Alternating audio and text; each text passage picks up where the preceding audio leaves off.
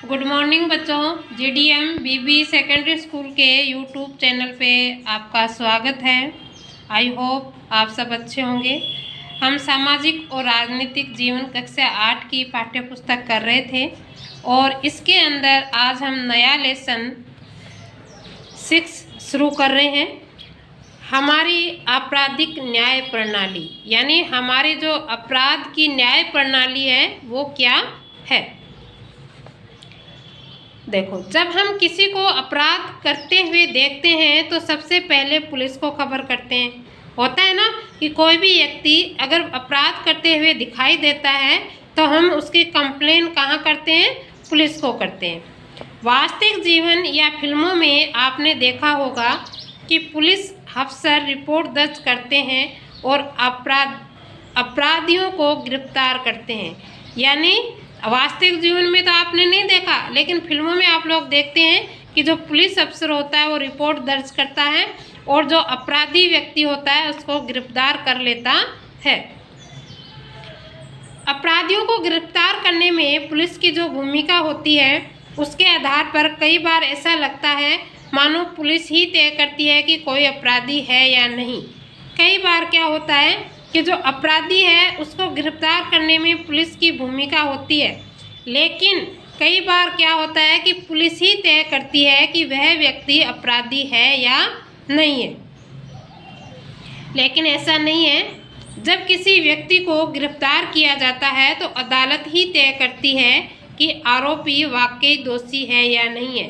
Police तो कर सकती है, लेकिन इसके अलावा जो अदालत है वो व्यक्ति को दोषी मानती है कि वो व्यक्ति आरोपी वाकई में दोषी है या नहीं है। संविधान के अनुसार अगर किसी भी व्यक्ति पर कोई आरोप लगाया जाता है तो उसे निष्पक्ष सुनाई का अधिकार होता है। क्या होता है कि संविधान हमारा जो है उसमें लिखा हुआ है कि अगर कोई व्यक्ति किसी का आरोप लगाया जाता है तो उसे निष्पक्ष सुनवाई का क्या होता है? अधिकार होता है। क्या आप जानते हैं कि निष्पक्ष सुनवाई का मौका हासिल करने का क्या मतलब होता है? क्या आपने एफआईआर के बारे में सुना है? या क्या आप जानते हैं सरकारी वकील कौन होता है? इस अध्याय में हम चोरी की एक काल्पनिक घटना के जरिए यह समझते हैं कि चेष्टा करेंगे कि न्याय पाने की प्रक्रिया किस तरह चलती है और आपराधिक न्याय व्यवस्था में अलग अलग लोगों की क्या भूमिका होती है। यानी इसमें एक कल्पना करेंगे और उससे हम पता करेंगे कि आपराधिक जो न्याय व्यवस्था है वो अलग अलग लोगों में क्या क्या भूमिकाएं होती है। ध्यान रखें कि ज़्यादातर मामले उसी प्रक्रिया से गुजरते हैं जिसका हमने अपने काल्पनिक उदाहरण में जिक्र किया है। फलस्वरूप इन प्रक्रियाओं को समझना और आपराधिक न्याय व्यवस्था अलग अलग लोगों की भूमिकाओं को समझना महत्वपूर्ण होता है। अगर कभी ऐसा मौका आता है तो यह जानकारी आपके लिए उपयोगी साबित हो सकती है। देखो बच्चों, ये जो आपके कार्टून रूप में दिया हुआ है इसको आप लोग पढ़ना। ये किसी व्यक्ति का है कि उसने कैसे न्याय लिया होगा, इस तरह से कि न्यायालय ने इस आपराधिक व्यक्ति को कैसे सजा दी होगी। ये सारे इस कार्टून रूप में आपको बताया गया है, ये आप लोग पढ़ लेना। इस घटना के आधार पर आप देख सकते हैं कि पुलिस, सरकारी वकील, बचाव पक्ष का वकील है, न्यायाधीश, ये 4 अधिकारी आपराधिक न्याय व्यवस्था के मुख्य लोग होते हैं। यानी जो भी घटना होती है उसमें पुलिस, सरकारी वकील और जिसने अपराध किया है उसका वकील और न्यायाधीश, ये जो चारों अधिकारी हैं यो अपराध के न्याय व्यवस्था के क्या होते हैं? मुख्य लोग होते हैं। जो न्याय होता है वो इन चारों के इर्द गिर्द घूमता रहता है। इस मामले में आपने इन चारों की भूमिका को भी देख लिया। आइए अब उनकी भूमिकाओं को और व्यापक स्तर पर देखें। यानी जो ऊपर कार्टून दिया गया है उसमें इन चारों का ही पूरा डाटा दिया हुआ है। इसके आसपास ही सारी व्यवस्था क्या है? घूमती रहती है। तो ये लोग आप कार्टून ऊपर दिया हुआ है, ये पढ़ लेना। अब आगे देखो, अगला पॉइंट है अपराध की जांच करने में पुलिस की क्या भूमिका होती है। महत्वपूर्ण काम होता है कि किसी अपराध के बारे में मिली शिकायत की जांच करना। जांच के लिए गवाहों के बयान दर्ज किए जाते हैं और सबूत इकट्ठे किए जाते हैं। यानी पुलिस जो होती है वो अपराध के बारे में शिकायत जो आती है उसकी जांच करती है और जांच के लिए उसे गवाहों की ज़रूरत पड़ती है और जो सबूत है उसको भी क्या करती है, इकट्ठा करती है कि ये व्यक्ति अपराधी है या नहीं है। इस जांच के आधार पर पुलिस अपनी राय बनाती है। अगर पुलिस को ऐसा लगता है कि सबूतों में आरोपी का दोष साबित होता दिखाई दे रहा है तो पुलिस अदालत में आरोप पत्र चार्जशीट भी दाखिल कर देती है।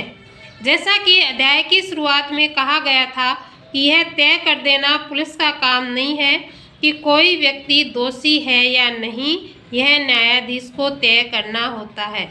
यानी पुलिस क्या होती है, गवाह के बयान दर्ज करती है और सबूत इकट्ठे करती हैं और एक चार्जशीट बनाती हैं और वो अदालत में पेश करती है और न्यायाधीश जो होता है वो ही यह तय करता है कि वह व्यक्ति अपराधी है या नहीं है।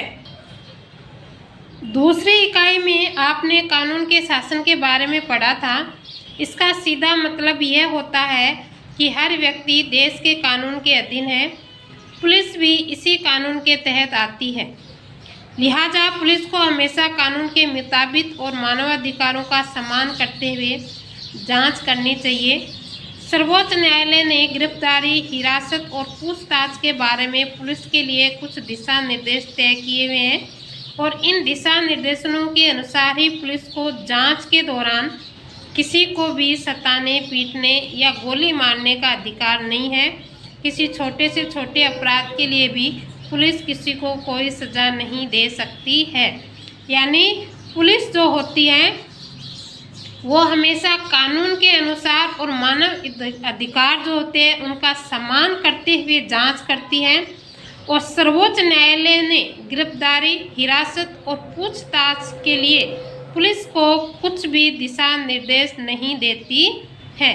दिशा निर्देश के लिए पुलिस की जांच के दौरान वह किसी भी व्यक्ति को सता नहीं सकती, पीट नहीं सकती और गोली भी नहीं मार सकती है, चाहे वो अपराधी छोटे से छोटा हो ये या बड़े से बड़ा हो।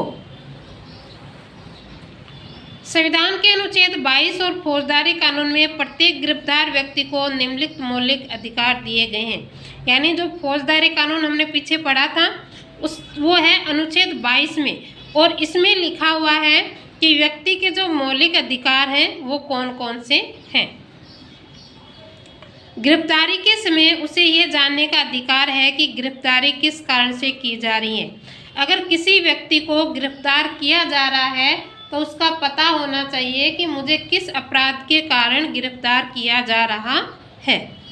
गिरफ्तारी के 24 घंटे के भीतर मजिस्ट्रेट के सामने पेश होने का अधिकार है और जिस व्यक्ति को गिरफ्तार किया गया है, जिसने दोष किया है, दोषी व्यक्ति को 24 घंटे के अंदर अंदर मजिस्ट्रेट के सामने पुलिस को क्या करना पड़ेगा, पेश करना पड़ेगा।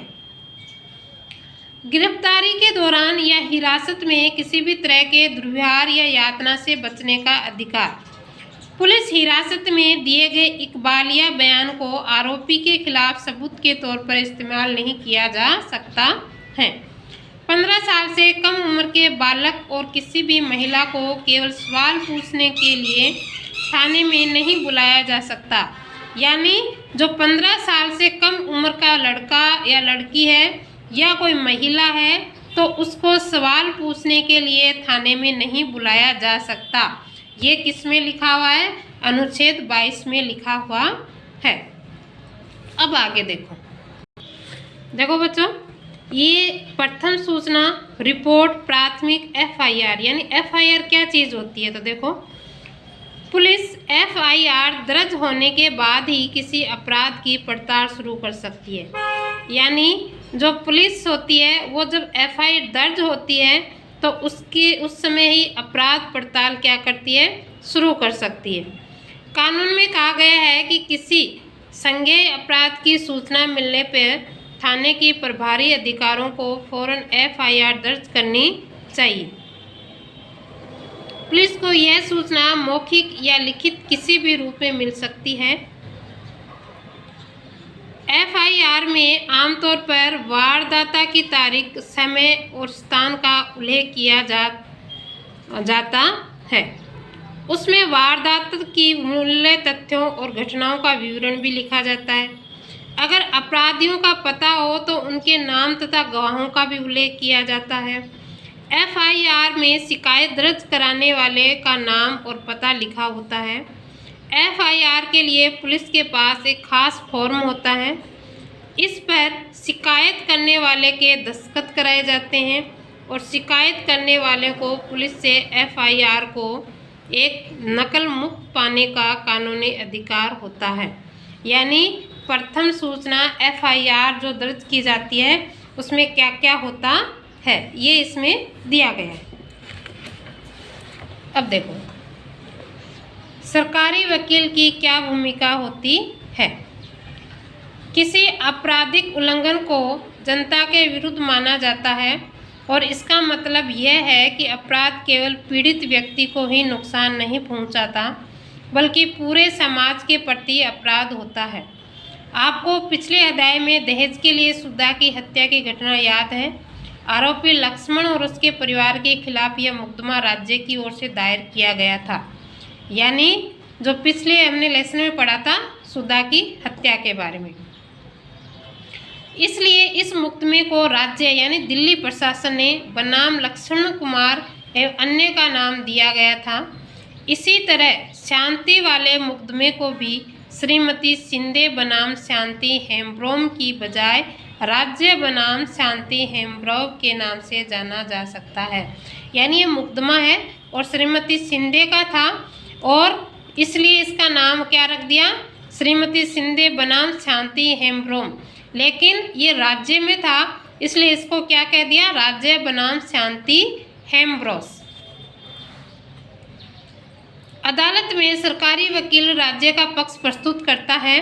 सरकारी वकील की भूमिका तब शुरू होती है जब पुलिस जांच पूरी करके अदालत में आरोप पत्र दाखिल कर देती है। सरकारी वकील की इस जांच में कोई भूमिका नहीं होती, उसे राज्य की ओर से अभियोजन प्रस्तुत करना होता है। न्यायालय के पदाधिकारी के रूप में उसकी जिम्मेदारी है कि वह निष्पक्ष रूप से अपना काम करें और अदालत के सामने सारे ठोस तथ्य, गवाह और सबूत पेश करें, तभी अदालत सही फैसला दे सकती है।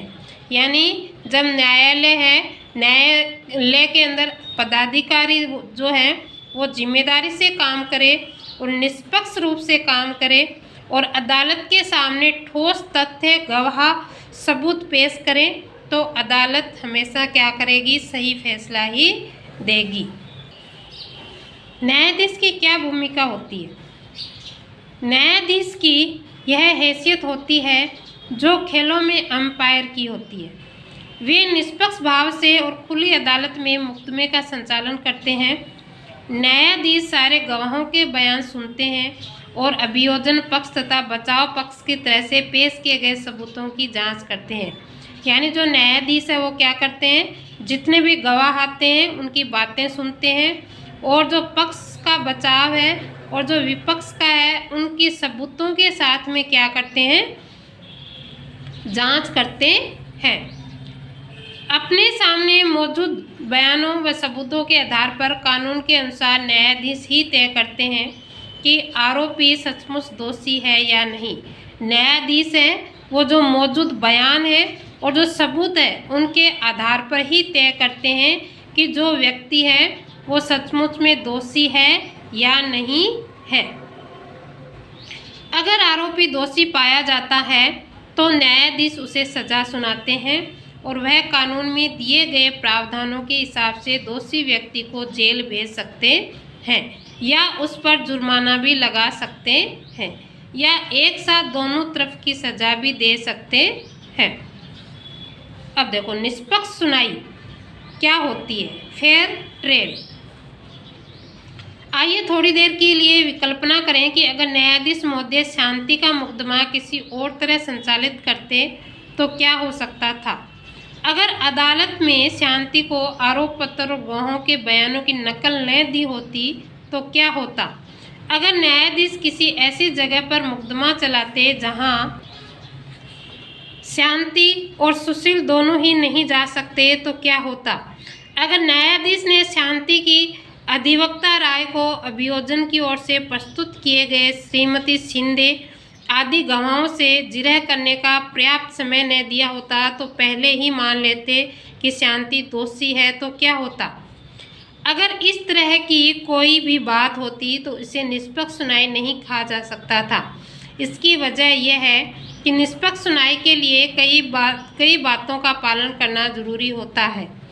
संविधान के अनुच्छेद 21 में जीवन के अधिकार का आश्वासन दिया गया है। इसका अर्थ यह है कि किसी भी व्यक्ति के जीवन या स्वतंत्रता को केवल एक तर्कसंगत और न्यायपूर्ण कानूनी प्रक्रिया के जरिए ही छीना जा सकता है। निष्पक्ष सुनवाई में यह सुनिश्चित किया जाता है कि संविधान के अनुच्छेद 21 का पूरी तरह पालन किया जाएगा। चित्रकथा पट में दिए गए शांति के मुकदमे पर वापस लौटें और एक निष्पक्ष सुनवाई के मूलभूत तत्वों पर ध्यान दें। चित्रपट यानी जो कार्टून के रूप में पीछे जो मुकदमा दिया हुआ है। पहली बात, शांति को आरोप पत्र और उन सभी साक्ष्यों की एक एक प्रति दी गई थी जो अभियोजन पक्ष में उसके खिलाफ अदालत में पेश किए गए थे। शांति पर चोरी का आरोप लगाया था जो कानूनन एक अपराध है। यह मुकदमा जनता के सामने खुली अदालत में चलाया गया। शांति का भाई सुशील अदालत की कार्रवाइयों में मौजूद था। मुकदमा आरोपी की उपस्थिति में चलाया गया। शांति का एक वकील से बचाव किया। शांति की अधिवक्ता राय को अभियोजन पक्ष की ओर से पेश किए गए सारे गवाहों से जिरह करने का मौका दिया गया। अधिवक्ता राय को शांति की ओर से गवाह पेश करने का अधिकार भी दिया गया। यानी जो कार्टून में शांति के बारे में दिया गया है, जो मुकदमा, उसके बारे में ये सारी जानकारी वापस दी जा रही है। हालांकि पुलिस ने शांति के खिलाफ चोरी का मामला दर्ज किया था, लेकिन न्यायाधीश ने उसे निर्दोष मानते हुए मुकदमे चलाया। अब अभियोजन पक्ष को निर्णायक रूप से सिद्ध करना था कि शांति ही दोषी है। इस मुकदमे में अभियोजन पक्ष ऐसा नहीं कर पाया। महत्वपूर्ण बात यह है कि न्यायाधीश ने अदालत के सामने पेश किए गए साक्ष्यों के आधार पर ही मुकदमे का फैसला सुनाया। न्यायाधीश ने शांति की कमजोर स्थिति के आधार पर बिना सोचे समझे यह फैसला नहीं लिया कि वह सचमुच में चोर है। इसके बजाय न्यायाधीश का आचरण लगातार निष्पक्ष रहा और साक्ष्यों में यह सिद्ध हो गया कि शांति की बजाय कुछ युवकों ने चोरी की थी, इसलिए उन्होंने शांति को आज़ाद कर दिया। शांति को इसलिए न्याय मिला क्योंकि उसे निष्पक्ष सुनवाई का मौका दिया गया था। शांति को क्यों मिला न्याय? क्योंकि उसके लिए निष्पक्ष सुनवाई की गई थी। इस कारण से इस अध्याय में हमने जिन लोगों का जिक्र किया है वह संविधान और कानून दोनों में यह कहा गया है कि उन लोगों को अपनी जिम्मेदारी सही ढंग से निभानी चाहिए। इसका मतलब है कि प्रत्येक नागरिक, चाहे वह विभिन्न वर्ग, जाति, धर्म और वैचारिक मान्यता के हो, उन्हें निष्पक्ष सुनवाई का अधिकार दिया जाए। कानून का शासन कहता है कि कानून के सामने हर कोई बराबर है। अगर व्यक्ति नागरिक को संविधान के माध्यम से निष्पक्ष सुनवाई का अधिकार न दिया जाए तो इस सिद्धांत का कोई खास मतलब नहीं रह जाएगा। यानी हमने जो ये लेसन पढ़ा था इसमें कानून के बारे में पढ़ा। संविधान में ये कहा गया है कि अगर व्यक्ति अपनी जिम्मेदारी सही ढंग से निभाए और प्रत्येक नागरिक को, प्रत्येक वर्ग को, प्रत्येक जाति के, प्रत्येक धर्म की मान्यताओं को निष्पक्ष रूप से सुनवाई करें तो कानून सबके बराबर समान होगा और प्रत्येक नागरिक को निष्पक्ष सुनवाई का अधिकार मिलेगा। और ये सारा क्या होगा, बिल्कुल खास मतलब नहीं रह जाएगा। और इससे क्या होगा, प्रत्येक व्यक्ति को कानून क्या मिलेगा, सुनवाई का मौका मिलेगा और सबके प्रति अदालत है वो निष्पक्ष मौका देगी और सभी को क्या मिलेगा,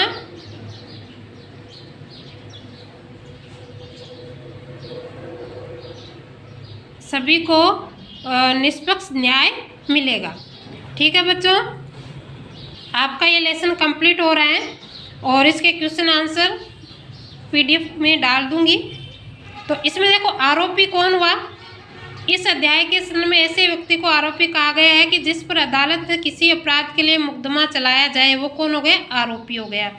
जीरा क्या होती है, जब कोई गवाह अदालत में अपना बयान देता है तो दूसरे पक्ष का वकील भी उससे कुछ सवाल पूछता है जिससे उसके पिछले बयान का सही या गलत साबित किया जा सके, उसे क्या कहते हैं, जीरा कहते हैं। यानी आपस में वाद विवाद जो करते हैं वकील, उसको कहते हैं। संज्ञेय, इस अध्याय में उन अपराधों को संज्ञेय अपराध कहा गया है जिनके लिए पुलिस किसी व्यक्ति को अदालत की अनुमति के बिना गिरफ्तार कर सकती है। हिरासत क्या होती है, पुलिस द्वारा किसी की गैर कानूनी ढंग से अपने कब्जे में रखना। निष्पक्ष क्या होती है, इसका मतलब है स्पष्ट या न्याय संगत व्यवहार करना और किसी एक पक्ष का समर्थन न करना। किसी अपराध का आरोप लगाना, जब न्यायाधीश आरोपी को लिखित रूप से सूचित किया जाता है कि उस पर किसी अपराध के लिए मुकदमा चलाया जाएगा तो इसे अपराध का आरोप लगाना कहा जाता है। गवाह, जब किसी व्यक्ति को अदालत में यह बयान देने के लिए बुलाया जाता है कि उसने मामले के संबंध में क्या देखा, सुना या जाना, तो उसे गवाह कहा जा सकता है। ठीक है बच्चों, आपका ये चैप्टर कंप्लीट हो गया। क्वेश्चन आंसर का पीडीएफ आ जाएगा आप लोगों के पास में। घर पे रहिए, सेफ रहिए।